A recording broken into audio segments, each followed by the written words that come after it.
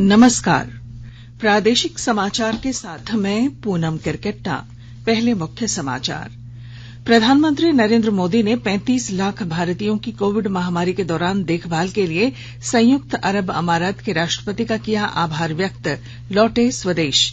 खनन लीज मामले में मुख्यमंत्री हेमंत सोरेन के वकीलों ने अपना पक्ष रखने के लिए मांगा समय, अगली सुनवाई 14 जुलाई को। जीएसटी काउंसिल ने कर दरों को तर्कसंगत बनाने की मंत्री समूह की अंतरिम रिपोर्ट की स्वीकार, वित्त मंत्री आज देंगी बैठक का ब्यौरा।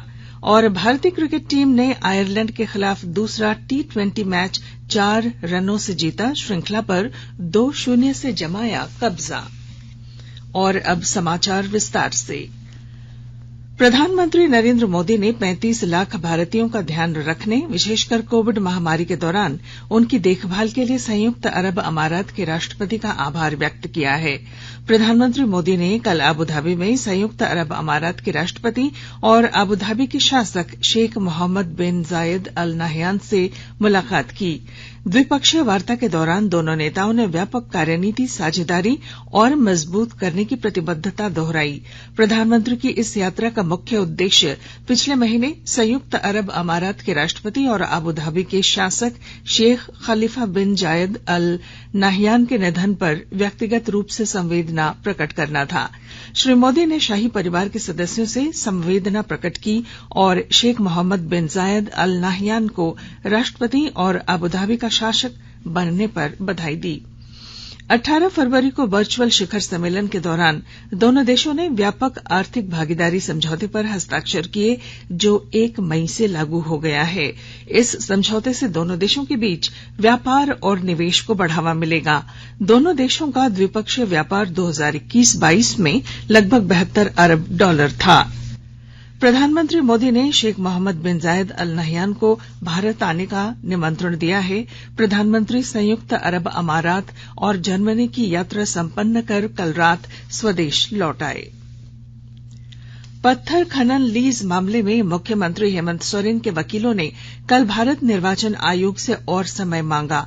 इस पर चुनाव आयोग ने नाराजगी जताई है। फिलहाल आयोग ने मामले की अगली सुनवाई के लिए 14 जुलाई तय की है। भाजपा के लिए वरीय अधिवक्ता मनिंदर सिंह और सिद्धार्थ दवे ने आयोग के समक्ष अपना पक्ष रखा। वरीय अधिवक्ता मीनाक्षी अरोड़ा और मेंद्री दत्ता ने मुख्यमंत्री हेमंत सोरेन की ओर से कमीशन के समक्ष पक्ष प्रस्तुत किए। भाजपा की ओर से कमीशन को बताया गया कि हेमंत सोरेन ने विभागीय मंत्री रहते हुए खुद के नाम पर माइनिंग लीज ली। इसके लिए बजरंग बहादुर केस का भी हवाला दिया गया। इस पर मुख्यमंत्री की ओर से पक्ष रख रहे अधिवक्ताओं ने समय देने का आग्रह किया है। पिछली सुनवाई के दिन आयोग ने सीएम के आग्रह को स्वीकार करते हुए उनसे जुड़े मामले की सुनवाई के लिए 28 जून की तारीख निर्धारित की थी। मुख्यमंत्री हेमंत सोरेन ने चंद्रपुरा के किडनी फेल मरीज अजय तुरी की गुहार को गंभीरता से लेते हुए कल ट्वीट कर बोकारो जिला प्रशासन को इस मरीज को हर संभव मदद देने का निर्देश दिया है। मुख्यमंत्री के निर्देश के बाद स्वास्थ्य विभाग की एक टीम चंद्रपुरा के पोकलो स्थित कमलडी उनके घर पहुंची। टीम ने उनकी हालत का जायजा लिया और इलाज में हर संभव मदद का भरोसा दिया। जामताड़ा जिले के ग्रामीण क्षेत्रों के स्वास्थ्य केंद्रों और उप केंद्रों में आधारभूत संरचनाओं के साथ साथ बेहतर चिकित्सा सुविधाएं बहाल करने के लिए प्रयास किए जा रहे हैं। पेश है हमारे संवाददाता की रिपोर्ट। जामताड़ा जिले के ग्रामीण क्षेत्रों में अवस्थित स्वास्थ्य केंद्रों एवं उप केंद्रों में आधारभूत संरचनाओं के साथ साथ बेहतर चिकित्सीय सुविधाएं बहाल की जाएगी। इसके लिए जिला प्रशासन के द्वारा आवश्यक पहल की जा रही है। उपायुक्त फैज अहमद मुमताज ने बताया कि 15वें वित्त आयोग की अनुशंसा पर उपलब्ध कराई गई राशि का उपयोग कर ग्रामीण चिकित्सीय व्यवस्था को सुदृढ़ किया जाएगा। उन्होंने कहा कि ग्रामीण क्षेत्रों में अवस्थित प्राथमिक स्वास्थ्य केंद्रों एवं उप केंद्रों में बेहतर चिकित्सीय सुविधा उपलब्ध रहने से ग्रामीण क्षेत्र के मरीजों को सामान्य चिकित्सीय देखभाल के लिए जिला अस्पतालों पर निर्भर नहीं रहना पड़ेगा। ग्रामीण क्षेत्रों के मरीजों को स्थानीय स्तर पर सहज ढंग से बेहतर इलाज संभव हो सकेगा। सुभाष प्रसाद सिंह, आकाशवाणी समाचार, जामताड़ा। केंद्र ने राज्यों को कोविड महामारी के खिलाफ सतर्कता बढ़ाने का परामर्श दिया है। पिछले कुछ सप्ताह में कोरोना संक्रमण में बढ़ोत्तरी को देखते हुए यह निर्देश दिया गया। स्वास्थ्य सचिव राजेश भूषण ने 14 राज्यों के साथ वीडियो कॉन्फ्रेंसिंग के माध्यम से कोविड स्थिति की समीक्षा की। इन राज्यों में कोरोना संक्रमितों की संख्या में बढ़ोत्तरी हो रही है, जबकि कोविड परीक्षण और टीकाकरण में कमी है। नीति आयोग के सदस्य डॉक्टर विनोद पॉल भी समीक्षा बैठक में उपस्थित थे। उन्होंने राज्यों को बढ़ते संक्रमण के प्रति सतर्क रहने और 9 जून को स्वास्थ्य मंत्रालय से जारी संशोधित निगरानी रणनीति के अनुसार निरीक्षण बढ़ाने का सुझाव दिया। टीकाकरण और आरटीपीसीआर जांच बढ़ाने का भी परामर्श दिया गया है। विशेषकर 60 वर्ष से अधिक उम्र के लोगों और 12 से 17 वर्ष आयु वर्ग में टीकाकरण का दायरा बढ़ाने पर बल दिया गया है। भारत के औषधि महानियंत्रक डीसीजीआई ने पुणे स्थित सीरम इंस्टीट्यूट ऑफ इंडिया के कोविड वैक्सीन कोवोवैक्स को 7 से 12 वर्ष की आयु के बच्चों के लिए आपातकालीन उपयोग की अनुमति दे दी है। इससे पहले डीसीजीआई के विशेषज्ञ समिति ने 7 से 11 वर्ष की आयु के बच्चों के लिए कोवोवैक्स के लिए आपातकालीन उपयोग की सिफारिश की थी। अप्रैल में हुई सरकारी पैनल की बैठक में कंपनी द्वारा एक आवेदन दायर किए जाने के बाद सीरम इंस्टीट्यूट ऑफ इंडिया से अधिक डेटा मांगा गया था। 7 से 11 वर्ष के लिए कोवोवैक्स के लिए आपातकालीन उपयोग प्राधिकरण की मांग करना। विशेषज्ञ समिति की सिफारिश की समीक्षा के बाद डीसीजीआई ने आपातकालीन उपयोग की अनुमति दे दी है। झारखंड के शिक्षा मंत्री जगन्नाथ महतो ने कहा है कि शिक्षा के बिना बेहतर राज्य की परिकल्पना नहीं की जा सकती। वे कल कोलीड्स और केयर इंडिया के संयुक्त राज्य स्तरीय विद्यालय प्रबंधन समिति के सम्मेलन को संबोधित कर रहे थे। शिक्षा मंत्री ने कहा कि कोविड के बाद शिक्षा को फिर सुधारने और बच्चों को शिक्षा के प्रति रुझान बढ़ाने के लिए सरकार प्रयासरत है। उन्होंने कहा कि राज्य में शिक्षकों के 26,000 पद रिक्त हैं, जिनकी बहाली के लिए 1 से 2 महीने में प्रक्रिया शुरू कर दी जाएगी। इसके अलावा 60,000 शिक्षकों का पद सृजित करने का प्रस्ताव दिया गया है। निजी विद्यालयों पर नजर रखने के लिए हर जिले में न्यायाधिकरण का गठन किया गया है, ताकि अच्छे स्कूलों में गरीब बच्चों का नामांकन हो सके। आकाशवाणी के ताजा तरीन समाचारों के लिए आप हमारी वेबसाइट newsonair.com पर लॉग ऑन कर सकते हैं। ताजा समाचार Twitter handle @AIR News Alerts और Facebook page all India radio news पर भी उपलब्ध है। आप प्रादेशिक समाचार एकांश के ट्विटर हैंडल @AIR News_Ranchi और फेसबुक, इंस्टाग्राम पेज तथा YouTube channel AIR News Ranchi पर भी हमारे बुलेटिन सुन सकते हैं। प्रादेशिक समाचार आप आकाशवाणी रांची से सुन रहे हैं। और अब पेश हैं कोरोना से बचाव के कुछ संदेश। कोविड-19 से बचाव और सुरक्षित रहने के 3 उपाय। मास्क लगाएं, 2 गज दूरी है जरूरी, सुरक्षित दूरी रखें, हाथ और मुंह साफ रखें।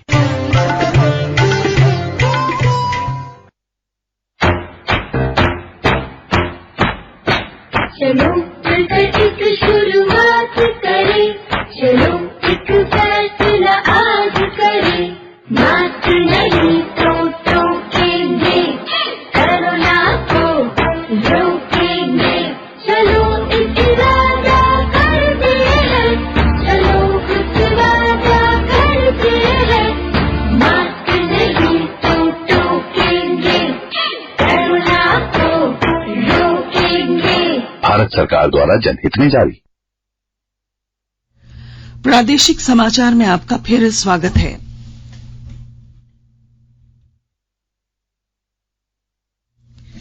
वस्तु और सेवा कर परिषद ने कर दरों को तर्कसंगत बनाने की मंत्री समूह की अंतरिम रिपोर्ट स्वीकार कर ली है। वित्त और कॉरपोरेट कार्य मंत्री निर्मला सीतारमण की अध्यक्षता में कल चंडीगढ़ में हुई 2 दिन की बैठक में राज्य और केंद्र शासित प्रदेशों के प्रतिनिधियों ने भाग लिया। राज्य सरकारों ने इस वर्ष 30 जून के बाद भी जीएसटी क्षतिपूर्ति जारी रखने की मांग की है। वित्त मंत्री आज मीडिया को बैठक में हुए विचार विमर्श का ब्यौरा देंगी। झारखंड हाईकोर्ट के मुख्य न्यायाधीश डॉ रवि रंजन की पीठ ने राज्य के गृह सचिव को अदालत के समक्ष आज उपस्थित होने का निर्देश दिया है। जमशेदपुर से जुड़े गवाह हत्या मामले में पिछले दिनों हाईकोर्ट ने स्वतः संज्ञान लिया था, जिसे जनहित याचिका में तब्दील कर अदालत सुनवाई कर रहा है। मामले की सुनवाई के दौरान मुख्य न्यायाधीश डॉ रवि रंजन ने कड़ी नाराजगी जताते हुए पूछा कि गवाहों को सुरक्षा दिए जाने के लिए क्या योजना है। साथ ही अदालत ने यह भी जानना चाहा कि राज्य सरकार ने अब तक गवाहों की सुरक्षा के लिए क्या किया है। इस पर सरकार की ओर से अदालत को बताया गया कि इस दिशा में काम किया जा रहा है। इसके बाद कोर्ट ने गृह सचिव को अदालत के समक्ष हाजिर होकर विस्तृत जानकारी देने का निर्देश दिया। गोड्डा जिले ने झारखंड अधिविद्य परीक्षा में बेहतर स्थान प्राप्त किया है। जिले के प्रतिभाशाली छात्र और छात्राओं को उपायुक्त भोर सिंह यादव ने सम्मानित किया है। पेश है हमारे संवाददाता की रिपोर्ट। गोड्डा जिले में झारखंड अधिविद्य परिषद की 10वीं और 12वीं कक्षाओं के काफी अच्छे परिणाम आए हैं। 10वीं की परीक्षा में गोड्डा जिला संताल परगना में लगातार दूसरी बार पहले नंबर पर आया है। पिछले वर्ष गोड्डा जिला राज्य स्तर पर 14वें स्थान पर आया था। इस वर्ष जिले की रैंकिंग राज्य में 7वें स्थान पर है। गोड्डा जिले में 10वीं में 96% विद्यार्थियों ने सफलता पाई है, जबकि 12वीं के साइंस में 87% विद्यार्थियों ने सफलता पाई। गोड्डा उपायुक्त भोर सिंह यादव ने गोड्डा जिले के टॉप 10 छात्र छात्राओं को सम्मानित किया। छात्र छात्राओं को जिले के माइनिंग फंड DMFT से पुरस्कार भी दिए जाएंगे। उपायुक्त ने सबों के उज्जवल भविष्य की कामना की और उनके आगे की योजनाओं के बारे में जानकारी लेकर सुझाव दिए। आकाशवाणी समाचार के लिए गोड्डा से मैं रंजन कुमार। रांची पुलिस ने लगातार उग्रवादियों के खिलाफ अभियान चलाते हुए कल रांची SSP सुरेंद्र कुमार झा को मिली गुप्त सूचना के आधार पर कार्रवाई की। हटिया DSP राजा मित्रा के नेतृत्व में SSP की QRT टीम ने PLFI उग्रवादी राजू गोप के ठिकाने पर छापेमारी की, जहां से भारी मात्रा में हथियार और एक कार बरामद की गई। पुलिस की छापेमारी की सूचना मिलने के बाद PLFI का उग्रवादी राजू गोप पुलिस को चकमा देकर भागने में सफल रहा। उसकी गिरफ्तारी के लिए पुलिस संभावित ठिकानों पर छापेमारी कर रही है। केंद्र शासित प्रदेश जम्मू कश्मीर में श्री अमरनाथ जी यात्रा के सुचारू संचालन की तैयारी पूरी कर ली गई है।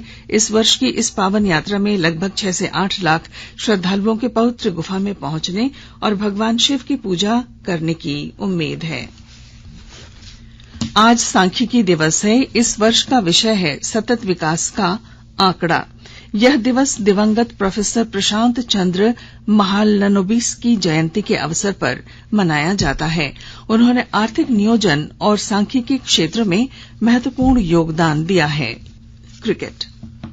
हार्दिक पांड्या की अगुवाई वाले भारतीय क्रिकेट टीम ने आयरलैंड के खिलाफ दूसरा T20 अंतर्राष्ट्रीय मैच 4 रनों से जीतकर डबलिन में श्रृंखला 2-0 से जीत ली है। भारत ने पहले बल्लेबाजी करते हुए निर्धारित 20 ओवर में 7 विकेट पर 225 रनों का विशाल स्कोर खड़ा किया।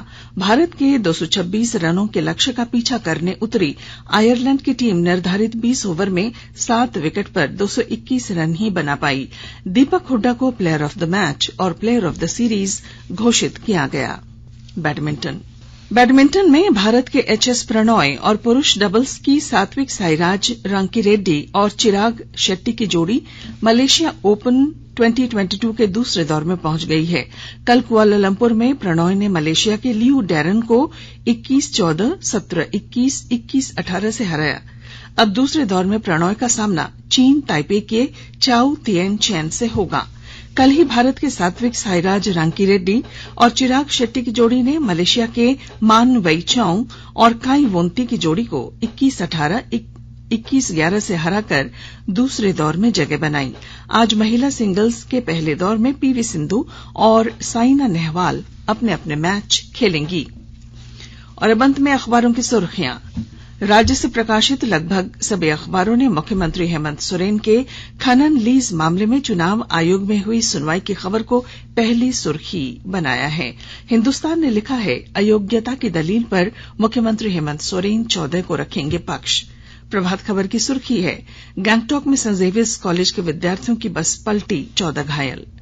दैनिक भास्कर लिखता है खनन लीज मामले में सीएम को निर्वाचन आयोग से तीसरी बार मिला मौका।